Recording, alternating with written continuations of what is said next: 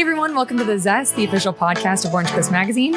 I'm Chelsea Ranieri, and today's guest is a Sports Illustrated rookie model and was featured in the May 2024 swimsuit issue at age 57. She's also a doctoral degree holder, a retired associate dean, and she consults at Cal State Fullerton. Thank you so much for being here today, Nina Cash. Thank you for having me, Chelsea. Of course. I had so much fun researching your story, and I loved the different stories that you shared about your family. I read that your brother was the first Filipino community college president in the country. Yes. Yeah. Of two community colleges. Yeah. For the California state system. Wow. So he was the first doctor in the family, and I'm the second. We're like the bookend. Yeah. Yeah. He's the oldest and I'm the youngest. So we're the bookends. Oh, that's awesome. I read in an article that you shared recently about your dad and a Japanese soldier. Do you mind retelling the story? Oh, not at all. So my dad, he is a veteran, was a veteran of World War II, Korea and Vietnam. And prior to that, he was in the Philippine-Japanese conflict, and it was a couple of years right before World War II. You can probably hear my dogs are singing in the background. They know that we're on the podcast. That's my dogs do the exact same thing. So my dad, he is a 3-war veteran, but again, prior to that, he, was in the Philippine conflict. He was a guerrilla. And one day he was summoned to his commanding officer's hut in the Philippines, and he was ordered to execute a Japanese soldier that they had just got. Let me rephrase that. He was. Sorry, I think my dogs got me a little bit fumbled there. Because there were like somebody out in my garden.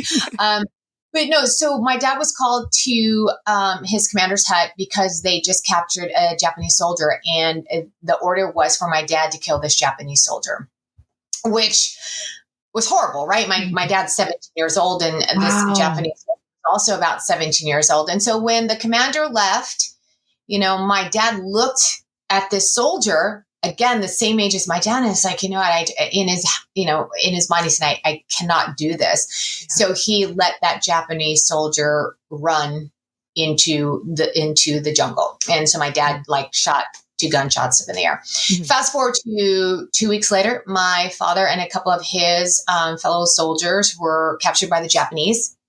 And as fate would have it, they were lined up to be executed. And the person that was going to come out to execute them was the person that my father was supposed to execute 2 weeks prior. Yeah. And so the soldier looked at my dad, let my dad go. But then sadly, when my dad was running in the jungle, my dad heard a couple of shots. Obviously. No. And so, I look at those stories of what my dad went through at a young age, mm-hmm. and also, World War II, Korea and Vietnam. And I think, listen, modeling in a bathing suit in the cold, nothing. Okay. That's like a first world problem. So, yeah.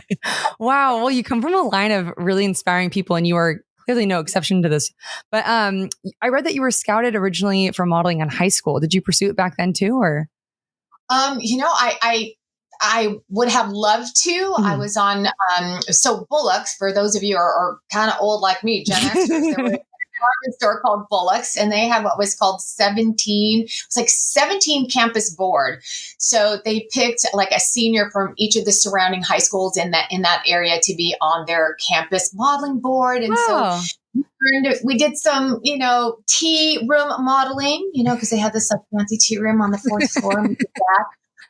But no, my parents wouldn't allow me to do any kind of formal modeling with an agency until after I graduated high school. Yeah. So, so after I graduated high school, a friend of mine, she had already been with LA Models and suggested that I check them out, and got signed with LA Models, and did the modeling thing for just a little bit in my early 20s, and then fell in love, got married, had a baby, and then, had to do the whole mom life family thing. And I chose that. So that's amazing. And I read that. So 10 years after you graduated high school, you got your bachelor's, and then 10 years after that, you got your master's, and then you got your doctorate at 55. What made you initially want to go back to school? Well, it was a kind of a happy coincidence that, once I decided that, I had to get a quote unquote real job to raise my family, I fell into higher education. Well, actually, I fell into education. I started working for the Long Beach Unified School District, and then just really enjoyed it. And, having an older brother, right, who was also in education at the time. He was working for community colleges. He wasn't a dean yet, but he was a counselor and then also associate dean, and then he became president. He was a great role model for me. So I just started to dive into that whole education field and workforce development. And just wanted to do that route. And it was really, really great. And in order to move up on the ranks in higher education, we have to have and possess higher education credentials, so degree. And so I went back to school as a full-time working single mom and got my bachelor's. And then when I was working for a university, I went back and got my master's. And then when I was an associate dean, before I was an associate dean, I got my doctorate. Wow. Where were you an associate dean at? I was an associate dean at Cal State LA. Wow. Amazing. Yes, I worked at Cal State Long Beach, Cal State LA, Cal State Fullerton, and now I'm consulting at Cal Poly Pomona. Oh my God, everywhere. I read, so you worked in higher education and workforce development for 30 years, and your students like yourself were mostly returning adults. I imagine having someone like you in your position you're probably able to relate to them a lot more. And what did you learn from your time in that position? Well, that's my passion, and I think that's why I'm still consulting. So the area of my expertise is returning adult students and continuing education. So my focus was returning adult students who were either wanting to come back to get their first degree, their associates, or their bachelor's, or maybe somebody who actually had a lot of credits but never finished their bachelor's. So it was a degree completion program, someone who wanted their master's or somebody who was actually going back to get their doctorate. So, our average age of student was about 37 years old. So these were all people who had lives, right? They were working adults. So that's a very different type of population than the traditional student of the 18 to 24-year-old or 18 to 27-year-old. Their needs are different. How we need to craft and offer the degree programs and the training programs is completely different than the traditional route. How do you craft them a little differently? Well, they're offered on the weekends. They're consolidated. They're online. This is, so just in a nutshell, the traditional university, the way one earns credits, right, to move on to the next course, to finally earn enough credits for a degree, is based on the Carnegie model of education. Okay. And and a lot of people don't know this, and I didn't, I was guilty of this, but when I did my research for my doctorate, the Carnegie model unit of education was built solely on how to calculate faculty retirement. It was students were not in that realm of trying to figure out how we can craft this education for students. It was all based on faculty retirement. That's why you see class. Yeah, it's very interesting. That's why you see classes are like a semester class. We'll just swap the semesters, are 45 hours, right? In a semester constitutes a course. And so you have to, master that course content and get all the knowledge and skills you can in that 45 hours. If not, what happens? You have to take that class again and pay more money. Oh my God. So it's very eye-opening for me. So one of the things that we do, and one of the things that my dissertation is on, is about competency-based education, whereby we don't calculate someone passing or earning credits, if you will, based on their butt sitting in the classroom for 45 hours passing a test. It's based on one's mastery of the content. So prove your competency, and then you can move on to the next course. That makes much more sense to me.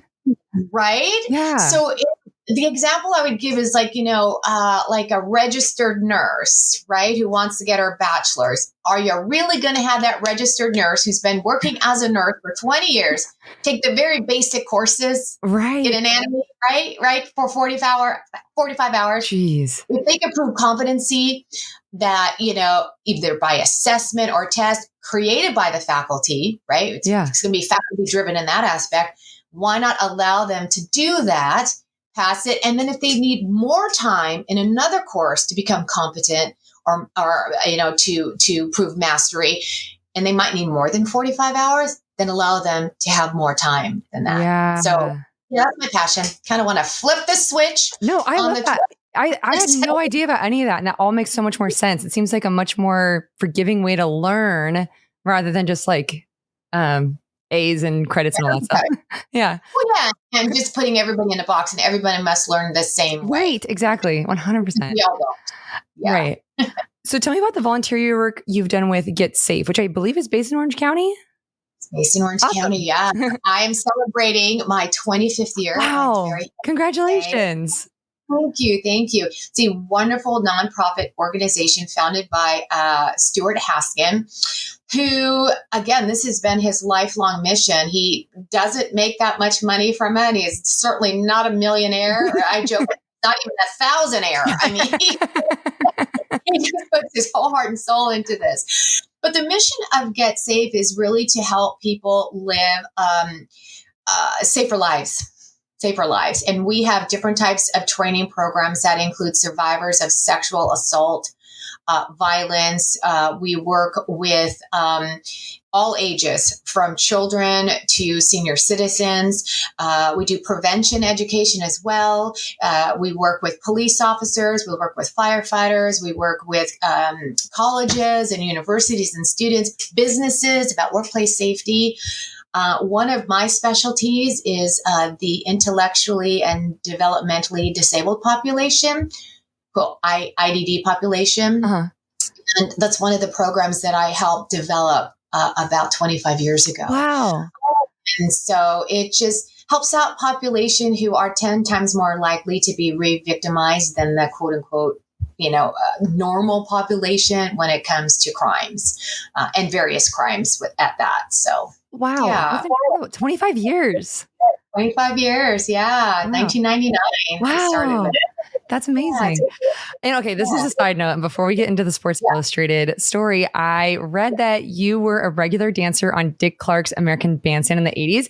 I know who Dick Clark is. I'm not sure if I know what the show is. Can you explain for millennials? Yes, millennials are happy to explain and disease too. Okay, so American Bandstand was a dance show, and it highlighted all like the up and coming rock bands and singers, and it was so much fun. And there was, groups of kids that would come on the show and dance all the latest songs. And I was lucky enough to my last year in high school and then beginning of college, my junior college years, I was able to dance on the show with my brother, and we were like the brother sister team, and we had so much fun. So much fun. I saw so many bands. I can't tell you, but maybe the millennials and the Gen Zs might not know, but I mean, Culture Club, Madonna, like the just the Bangles, the list goes on, and like up close and personal. It was before MTV, and I can't remember now what the MTV show was that everybody watched. It was with Carson. He hosted it. Oh yeah. I know what you're talking about. I'm also forgetting. Yeah. Oh my God. How cool. Yeah, did you get to meet any of the bands? Oh yeah. Oh my God. What a dream. Absolutely. It was so much fun. Wow. So much. And I have a story about Janet Jackson. Oh, tell me, yeah. We're the same age, Janet Jackson and I. And of course, this is when she just started coming back out, and she was hot. She was so great.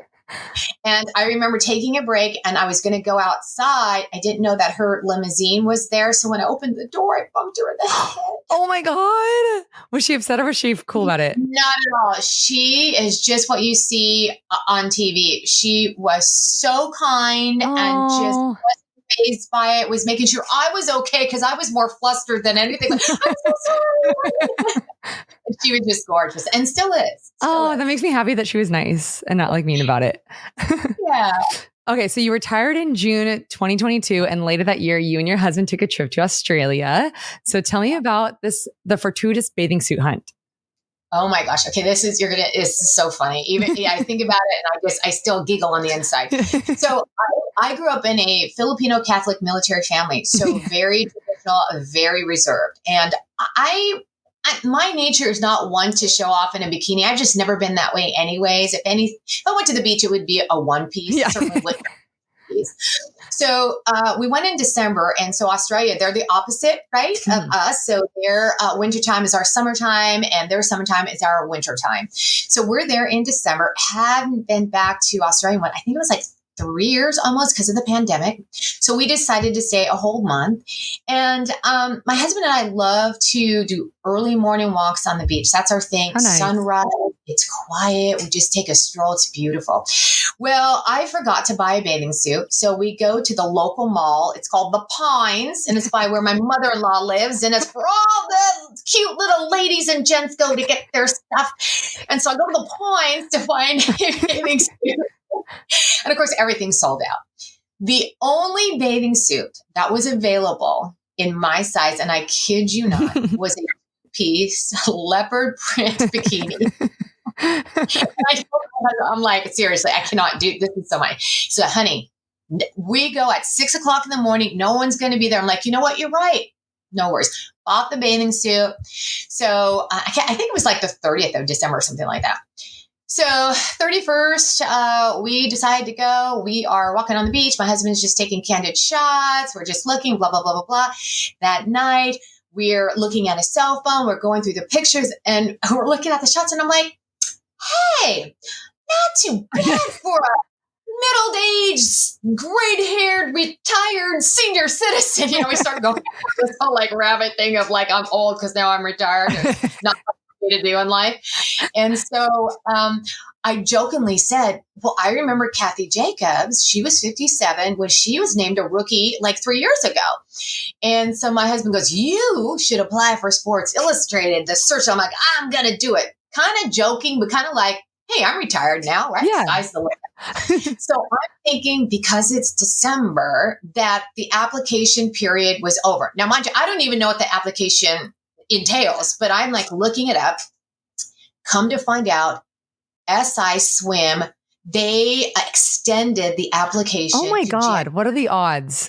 What are the odds? It's like the stars align. Yeah. I quickly looked at like an example application from someone who did it last year, and it was totally professional. I'm like, and I'm like, okay, we have zero time to do this. So I told Mike, break the camera. He took out his cell phone. He films me. I think I did something like 30 seconds, and I cobbled together those random shots of the beach, and I submitted it. Kid you not, Chelsea, kind of forgot about it, right? Because that was just a fast thing, blah, blah, blah, blah, blah. 3 months later, I get an email from Sports Illustrated. Congratulations, Nina. You've made it to the top 24 out of thousands of entry. And I'm thinking my husband's pulling a prank, or certainly my kid. I'm like, no, this is not, no way. And sure enough, it was real. It was true. Wow. So made it to top 24, then top 12 after the interview process, and then top 7, and then, a rookie. Yeah, pinch me. I would have never thought. And they had you guys do a runway competition, right? And like, I've done a runway thing a long time ago for like a work thing. It is so much harder than what it looks like. Like they were like, you need to slow down, walk slower than you think. And I watched the video later, and I'm just like sprinting down this runway. What was it for you? Well, okay. So again, a first time doing anything like that, and in a bathing suit. Okay, let's be real. And it's a bikini too. Yeah. I was more nervous for that than when I had to defend for my dissertation, right? Like 5 years. I was like, oh my God. What I will say is that everybody was so kind and so encouraging. And I just thought, you know what? I'm owning this. I am so fortunate to be given this opportunity. You know, out of all of these women who applied, I'm here Yeah, I could be their mother. Yeah, I can. I'm as old as pretty much everybody, but I'm still here. But another thing that I haven't really said much in talking to folks, but it was almost to the day, a year to the date, that I stepped out of my office and shut my door from the university for the last time. A year to almost the date I was walking onto the catwalk at Sports Illustrated in Miami. Oh, and I was like, God. That's like what a difference a year makes, right? Yeah. Is that crazy? It was meant to be. It literally was meant to be. I think the stars aligned. Yeah. How many candidates made it from the runway to the actual like shoot? You said seven total? Yes. Yeah. So it started with 24. Then we all had interviews. They narrowed it down to 12. Then they narrowed it down to 7. And then from the 7, they were going to pick just one rookie, but they ended up picking all 7 of us. Oh, and that was the first time in the history. And we were all so stoked because we all kept talking about how wonderful it would be if we could just all celebrate the victory together. And it came true. That's so nice. It was amazing. Just amazing. Were you guys all on the same plane to Portugal? No. Oh, really? No. You're in different places. Everybody shot in different places. What? So we all did not. Yes, it's all kept a very, very big secret. I didn't even know until maybe, I think it was a week and a half before I was scheduled to go to Portugal. Yeah, they keep it under wraps and rightly so, right? They don't want anything to be, let out bag so quickly. But it was really a lot of fun. But I have to say that, so I had a job right before I was going to be shooting in Portugal. And so my job, it was a cruise job. I was on a cruise for a week. So I ended up in Mexico. Yeah, it was really, really cool. Ended up in Mexico, which there was a car that drove me from Mexico over the border to my home in LA, which took 7 hours, right? A drive. Then I had about 4 hours just to get my stuff ready before the car from SI was going to pick me up from my home to take me to the airport, LAX, right? Then get on a plane from LAX to New York. Then from New York to Lisbon, then Lisbon to Porto, and then another 2-hour ride from Porto to the destination. And you had to shoot the next day? Yeah. Oh my God. I was and listen, I'm 100% real. What you see, like no Photoshop, nothing. It's just, I like to say I'm authentic because I want people to be inspired by the realness, not the perceived whatever. Yeah. And so, people have heard, well, I get bloated on planes and I retain water. I'm like, that was me. What? But I wasn't. You bloated? That's crazy. I hate to say, because people go, that's you bloated. But I was really, I felt bloated. But I'm like, I'm not taking water pills. I'm not doing anything like that because that's not what I would do anyways, because this is real life. Yeah. And so I got there and they were wonderful and they embraced me. And gosh, I say this and I'll never stop repeating it because it kind of illustrates how I felt. This whole Sports Illustrated experience has been like a kid the night before Christmas. Just the anticipation, the excitement, the wonderment. It's like unicorns and fairies and, leprechauns at the end of the rainbow. Wonderful. And then when I did my shoot, well, it was like Christmas morning and I was opening up all these amazing gifts. It's just was magical, Chelsea, just magical. Oh my God. Well, your photos turned out gorgeous. Like if I didn't know, I would have assumed that you've just been modeling your entire life. Like, did you practice before or did you how'd you? Well, I've done modeling before, but not in a bathing suit. So it's a little bit different, right? Because there's certain angles that look better. And MJ Day, who's the editor-in-chief, who she is just, gosh, she's a wonderful human being. And the whole crew were so lovely in giving me tips. They just provided tips and they were just great. Just awesome. And your face is so fierce in every photo. Like it's so good. Well, a part of it, they would say, Nina, you smile so much because that's just who I am. And maybe it was nerves, but I had to draw my inner Tyra Banks and her smizing to get that. I love that so much. Well, the smize was on point. So walk me through the day. What was it like? Did you you got there and they did hair and makeup and then they did you get to pick out the bathing suits or did they have them lined up? So when I got there, it was in the evening. So I literally had to eat, and I had probably like 4 or 5 hours of sleep, then had to get up. I take that back. When I got in, I had to do a quick fitting. And then the next day, I only had like 5 hours. And then the next morning, I woke up and I had hair and makeup early in the morning.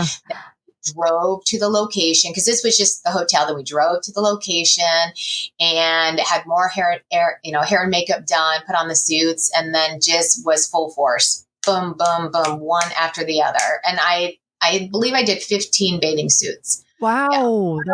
How many hours was it? It was all day. Oh, it was all day. Did you keep any of the bathing suits? I did. You did? Oh my God. It's amazing. Do you have any favorites? There's one, I think it's like there's so many. The gray, gray or silvery one on you. Oh my God, I loved it. That's Norma Kamali. She's, fantabulous, I like to say. And she's my generation. So that was great. But all of them are just, I love the black one too with the gold. It's just, they're all beautiful. Oh my God, so pretty. That location was gorgeous too. How cool that you got to go for free and like. Amazing. It's a pinch me moment. It really is. Once in a lifetime pinch me moment. Yeah. I'm forever. Did you get to stay for a long time afterwards or a few days afterwards, or was it? No, because I was booked on something else. So I immediately, the next day after the shoot, I was on a plane coming back. No way. Wow. Quick turnaround. It was a whirlwind. Yeah. So you, as a person living with type 2 diabetes, how do you hope that your photo shoot influences the way people think about it? Oh, thank you for asking that question. I think, people look at me and they don't think I have diabetes. They're always shocked, like, wait, you have diabetes? Because they think diabetic people are overweight. They don't take care of themselves. They don't exercise. They eat poorly. That couldn't be, nothing like me, right? I'm the polar opposite of that. I eat pretty well. I eat anything I want, but in moderation. I just don't go overboard. My husband knows I love ice cream and strawberry pie, and he knows I could probably eat it, all of it in one thing, but I won't. I don't. I just hope that by me, being in Sports Illustrated and other things that I've done just shows the diabetic community and shows other people that, this is what diabetes looks like. And it's not just that of what I just said, a person that's overweight and whatnot. And then also to my fellow persons who do have diabetes, the sky's the limit for you too. You can do anything. Don't be limited by what people say just because of your quote unquote disability. Right? For all intents and purposes, I have a disability because I'm diabetic, but I don't see it as a disability whatsoever.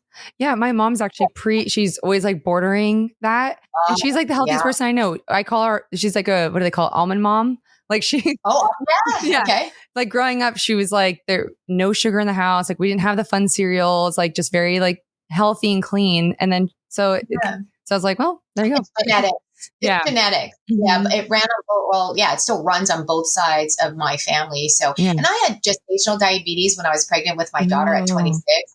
So knowing that it ran in my family, I was very conscious of the fact that most likely I would get diabetes when I was an adult. So I was always looking out for those particular signs. And in 2015, I had them all. And of course I went to the doctor and sure enough did the test, and there you have it. So now I'll have to be on medication for the rest of my life, just because it's genetic. And I still eat healthy, I exercise and do the same things, but I still am diabetic.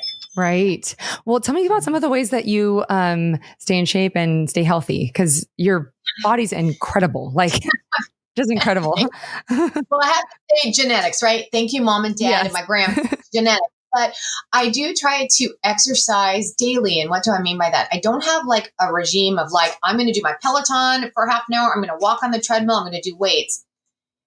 I like to do what I'm in the mood for, whether it be the Peloton for an hour, whether it be weights, whether it's, walking on my treadmill, whether it's walking my dogs. How about it's dancing? My husband and I love to dance, hence American Bandstand, and me dancing with the stars one day. That would be awesome. That would be amazing. That would be amazing. So I do that. And then eating wise, I always eat breakfast because I'm diabetic and I just need that. And a lot of protein, right? That can last throughout the day. I don't have big meals. I have little meals throughout the day. I like to say that I'm grazing I graze throughout the day. Okay. But my type of grazing is like carrots and celery and some cheese and some other proteins, but not like these, heavy meals of like mashed potatoes and a big steak and all that stuff. So what's the benefit of grazing versus having big meals? I don't know. For me, it just, I don't get into that point where I'm starving, right? And then I want to eat, and then I just shove my mouth full of food, and then I'm like regret it later because I've got a stomach ache because I've eaten too much, right? I feel like when I get a little bit hungry, and then I just eat some food, and then I'm good, and then I'll do it again, and I'm good, rather than these big meals that just make me feel heavy. And then also, I try to stop eating. Believe it or not, I stop eating past 7. I really make it an effort because I feel better in the morning because I usually wake up about 5 o'clock. So I try to stop eating like around 6-ish is my target to stop eating. Oh, okay. That's a good tip. So you mentioned hopefully Dancing with the Stars, but is there anything coming up that you would like listeners to keep an eye out for? Oh my goodness, gosh. It's funny. I have an Excel spreadsheet now, and perhaps that's the educator. Exactly how I am too. I love spreadsheets. Because like my brain, I've got so much going on right now. But I've done some commercials that are coming out. I just got booked on something. I'm going to Minneapolis and New York next week. And so you'll see me on commercials. What's really funny though, Chelsea, because of my age now, I'm getting a lot of pharmaceutical stuff. Oh, interesting. Like for joint pain, for sore eyes, for dry eyes, for everything that quote unquote a senior would need to make themselves feel better. But I'm not worried about it. It's all good. I'm happy about it. Well, funny enough, I watched The Bachelor, and those commercials tend to run through all the time on The Bachelor. Really? So I'm excited to see you probably in one of those. Oh, hey, maybe. That'd be awesome. Yeah. So we're coming to the end of our time, but before I let you go, we have 3 final questions for you that we call our Thoughtful 3. So what advice do you have for people when they find themselves outside of their comfort zone? Oh, that's a great question. I love that. Embrace it. Embrace all the uncertainty, embrace the butterflies, embrace it all because you're alive and it's normal, right? And it's okay to mess up and it's okay to fumble. Certainly I've done that quite a bit during this interview, but you know what? I'm human and so are you. Just go for it. Time is going to pass regardless of what you are doing or not doing. So just do it. Just go for it. Love that quote. That's great. What would you tell your younger self knowing what you know now? Stay the course, embrace it all. All of what I just said, all of the things all the good things and the bad things are building a solid foundation of who you are to become. So just stay the course and accept it all. Love that. And then lastly, if listeners could take one thing away from this conversation, what would you want it to be? Don't take yourself too seriously. Yeah. Have a sense of humor. I just go back to life is short, guys, Yeah. And it's not your business what other people think of you. I love that. Yes. You know who you are. Be you. Be your authentic self. I agree. Well, thank you so much for doing this. This was so much fun getting to talk with you. Nice to talk to you, Chelsea. Thank you so much.